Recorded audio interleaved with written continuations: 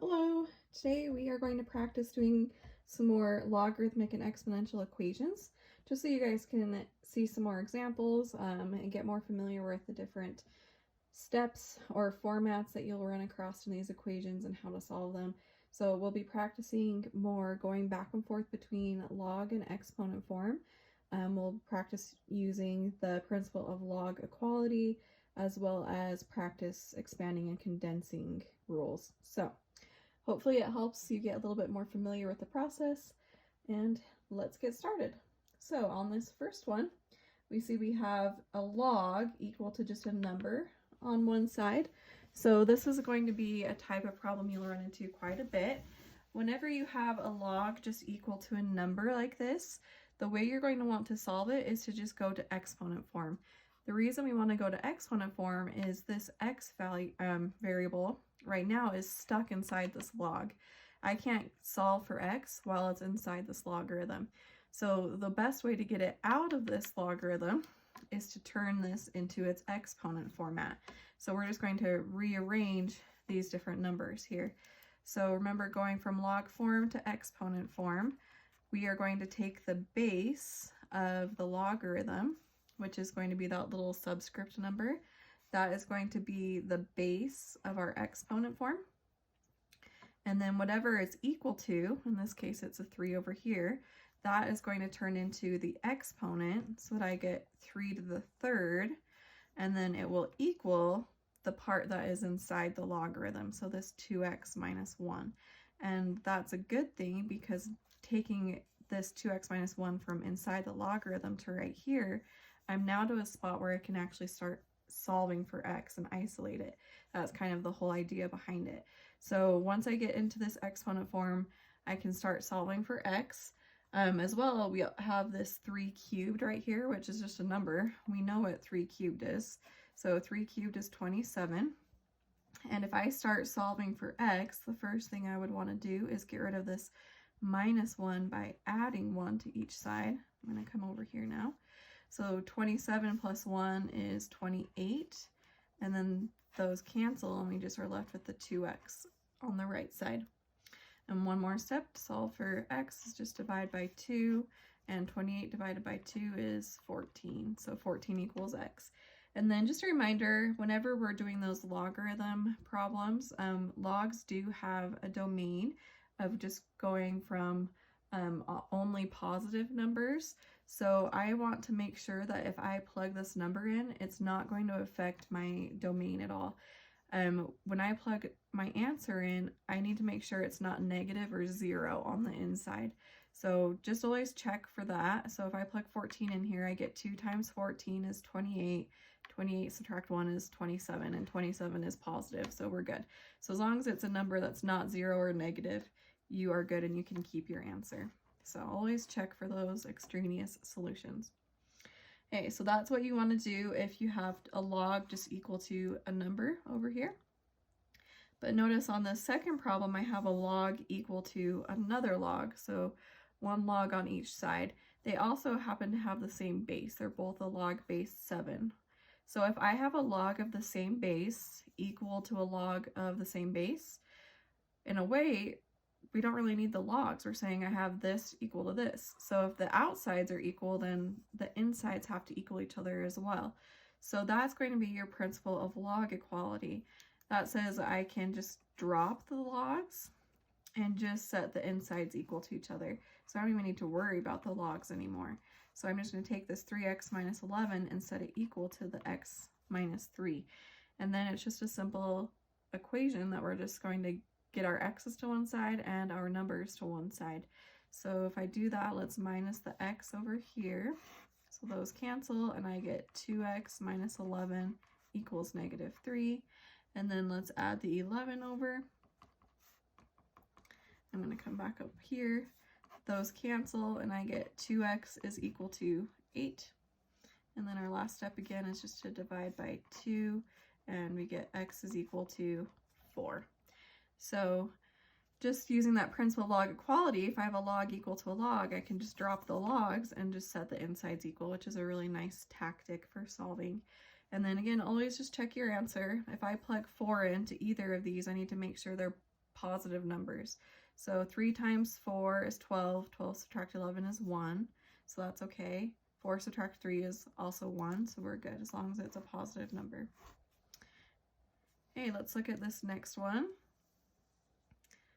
Notice on this one, I have 2 logarithms on the left side of the equal sign and then just a number over here. Whenever you have multiple logs on one side, you're definitely going to want to condense them just into one logarithm because it's going to make it a lot easier to solve than having 2 separate logs. So that would be my first step that I would recommend, is to just condense these. So if you remember back to the section where we learned our expanding and condensing rules, we have the product rule, the quotient rule, and the power property. So I like to do the powers first if I have them. We learned that if there's a number written in front of the logarithm, it can also be written as the exponent, or vice versa. We can bring the exponent down in front. So I'm going to reverse it and bring this 2 back into the exponent form. And then the other thing I see is we have this minus sign in between the 2 logarithms. That's your quotient rule. The quotient rule says if I have 2 logarithms being subtracted, I can condense them into 1 logarithm. So I'm going to just do 1 log base 3. And what the subtraction sign is saying is to take the inside of the first one and divide it by the inside of the second one. So I'm going to have this x plus 4 squared. Don't forget the little power that we put on there. X plus 4 squared, and then divided by this logarithm, so the 9. And you can also write it, sometimes people write them with a big set of parentheses around them, but you don't necessarily need that. And then it's equal to just our number 2 over here still. But now that I've condensed this part into just 1 logarithm, it's going to be really similar to our first problem that we did, where I have a log equal to a number. So whenever I have that situation, I want to go to exponent form. So if I come back here, we want to go to exponent form on this. So going to exponent form, we're going to take this base, and it's going to be the base of our exponent. What it's equal to will become the power. So I'm going to have a 3 squared. And then what's left over on the inside comes over here. So we'll have the x plus 4 squared over 9. And again, the whole point of that is now the x is out of the log to where I can actually start isolating it and solve for it. So start simplifying. I know 3 squared is 9, right? And then if I want to start solving for x over here, the first step would be to get rid of this fraction. So to get rid of this divide by 9, I want to times by 9 on each side. So that those cancel. And then over here I have 9 times 9, which is 81. And then I have that equal to this remainder right here, x plus 4 squared. But we do have this square right here. So we either need to FOIL this guy, or we do have kind of a nice situation where this 81 is a square, a perfect square. So if we wanted to, we could just take the square root of that. So if I take the square root here and the square root here, those are going to cancel, and I get just the x plus 4 back. And then again, this works really nicely because 81 was already a perfect square. The square root of it is 9, but it's also -9. So we have kind of those 2 solutions. We don't want to forget doing the positive and negative. So we have kind of 2 parts here now.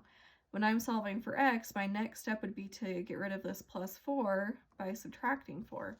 Well, I need to do it for positive 9 and negative 9. So if I minus 4 from positive 9, I get 5 left over. And if I minus 4 from negative 9, I get negative 13. So we have 2 solutions here that we're using. Kind of just a warning, whenever you have 2 solutions, there's probably a really good chance that one of them is going to cause a domain issue when you plug it back in. So definitely always check on ones that have 2 answers. If I plug 5 back in, I get 5 plus 4, which is 9. 9's a positive number, we're good to go. But if I plug negative 13 back into my original, negative 13 plus 4, well, that's not a positive number. That just gives us negative 9. So this answer doesn't work. I'm only going to keep this one. So x is equal to 5. So that one was a nice trick because we did have a perfect square over here. We were able to just do the square root of each side. If this number was not a perfect square, how you would want to solve it is you would need to FOIL this side and then get 0 on one side, factor it, and then you would end up getting these same answers once you were solving for x. So it would definitely be a longer process, but you could do it. This is just kind of a nifty shortcut you can do when you have a perfect square on this side. Okay, let's look at number 4. So on this one, we have an exponential we're starting with. All the ones we've had so far have been logarithms. Notice that our x is up in the exponent. That makes it kind of tricky to solve for when it's up here. So what I want to do is when solving for an exponent, we want to get it out of the exponent by going to log form. So just how we went from log form to exponent form, we're going to go from exponent form to log form. Can't write and talk at the same time. Log form, there we go. So if this is the base of my exponent, it is going to become the base of my logarithm. That's the little subscript. So we have a log base 5. What it's equal to goes inside the logarithm. So the 30 is going to come in here. And then the exponent is going to come out. That's the whole point, is getting this exponent out here so I can actually start to solve for x. So since this log base 5 of 30 is just all numbers, there's no exponent in it, you can go and plug that into your calculator, either by doing the log base and typing it right in as log base 5 of 30, or you can do the change of base formula and do a log base 10 of 30 divided by a log base 10 of 5 would also work. And if you do that, you end up getting a decimal of 2.1133. I'll go to 4 places. And then that equals x plus 3. I like to just get the decimal because when I start solving for x, it's going to be easier to work with this number than a logarithm. So now if I start getting x alone, first step would be to subtract 3 from each side. And then, let me come over, I have more space. 2.1133 subtract 3, that gives me a negative 0.8867, and that would equal x. The nice thing about exponentials is we don't have a domain issue like we do on logarithms. You can plug any number into an exponent and it's fine. We don't need to worry if it's 0 or negative. So this negative number is going to be just fine. We can just keep it. We don't need to worry about getting an extraneous solution. And we're done. So the next one is also an exponential. We have 30 base e to the power of 0.6x equal to 240. Remember, e's go to natural logs, so that's when we use the little ln instead of a regular log.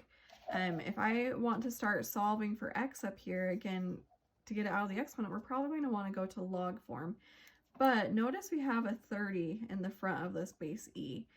We want to get this exponent part, the exponential, we want it alone. So if there's ever anything extra being like multiplied or added or subtracted, you want to move that to the other side first before going to exponent form. So to get this part alone, we need to divide by 30 before we can do anything else. That way we're in a spot where we can actually go to log form. So if I divide by 30, I'm left with just e to the power of 0.6x. And then 240 divided by 30 is 8. Now that that exponential piece is all alone, we don't have any extra numbers, now we can go to log form, or I guess ln form, since we are using ln's here. So it works similar. Whenever you have a base e, that's like doing a log base e, but a log base e is equal to a natural log. So we actually don't have a little subscript when we do the ln's. So we'll have the ln, or natural log, on this side, and then the 8 is going to come inside the natural log, and the exponent will come out. So where we can actually solve for it. So again, notice we don't have a subscript like we do on a regular log. Solving for x, we just have one step. All we have to do is divide by the 0.6. So this is what I would throw into your calculator. Do the natural log of 8, and then divide it by 0.6. And that gives us a decimal of 3.4657. We'll do 4 decimals again. And again, since we started with an exponential, we can plug any number in, so we don't need to worry about checking for an extraneous solution. Okay, let's do one last problem. We have another exponential problem. So this time our base is a 6. And then just like how on this problem we wanted to get the exponential alone before we go to log form, same here. Here's our exponential. I have this extra -7 in the front. I need to get this part by itself in order to go to log form. So my first step will actually be adding this 7 over so that I can isolate this exponential. Now I have 6 to the power of 3x minus 4 equals 65 plus 7, which is 72. And now that this exponential is alone, we can put it into log form. So since we have a 6 here, we'll have a log base 6. And then the 72 will go on the inside of the log. And then the exponent will come outside and be equal to it. 3x minus 4. Sorry, I put an equal sign. And then now we can actually start solving for x. So again, whenever I just have a log with numbers, I like to get the decimal just because it's easier to work with. So if I put log base 6 of 72 into my calculator, I get 2.3869. Let me come where I have more space. So we have 2.3869 is equal to 3x minus 4. And then now we can start adding in the 4 over. So if I add 4, those cancel, and I get 6.3869 is equal to 3x. Now to get x alone, we have one last step, just divide by 3, so that these cancel, and x is by itself. And dividing that in my calculator, I get a decimal of 2.1290. And we are good. And that would be your answer. So hopefully seeing some more of these problems helps kind of get you more familiar with the different solving methods, depending on if you're starting with an exponential or if you're starting with a logarithm. They all kind of have their own unique ways of solving. That's why I try to do a wide variety of examples for you, so you won't be surprised by any types of problems on your homework. You should have seen all the different kinds. So just remember, you have logs equal to a number. You want to go to exponent form. That way the x can come out to where you can solve it. If you have two logs equal to each other, one on each side, you can use your principle of log equality and just drop the logs and set the insides equal to each other. If you have more than one log on either side of the equal sign, first you want to condense them into one log and then go from there. And then if you have exponentials, just make sure that your exponential is isolated. So you want these little pieces alone, and then once they're alone, you can go to log form in order to solve them, depending on what the problem looks like. So that's kind of an overview of solving log and exponential equations. Let me know if you guys need any extra help. Just shoot me an email. I'm more than happy to help you. I hope you guys are doing well and have a good day.